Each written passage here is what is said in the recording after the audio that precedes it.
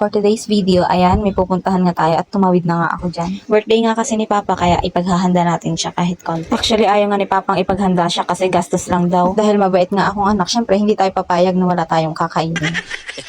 Kahit konti nga lang yung mabili nating handa, ang mahalaga mairaos. Kahit pa nga sabihin ng mga magulang natin na ayaw nilang ipaghanda natin sila. Pero ang totoo talaga, nahihiya lang yung mga yan sa atin. At syempre, dahil birthday nga ni Papa, eto, bibilhan natin siya ng cake. Para kahit papano, ma-feel niya na birthday niya. Nagmamadali na nga kami dyan kasi nga sobrang init. Alam naman kasi nating lahat na ito talaga yung nagpapasaya sa atin tuwing may birthday tayo. Kaya eto na, papasok na ako at ibibilhan na natin si Papa. At thank you nga pala sa videographer ko. Wala akong video ganito kung hindi dahil sa'yo. Mahirap naman kasi talagang kumuha ng video kapag mag-isa ka lang, di ba?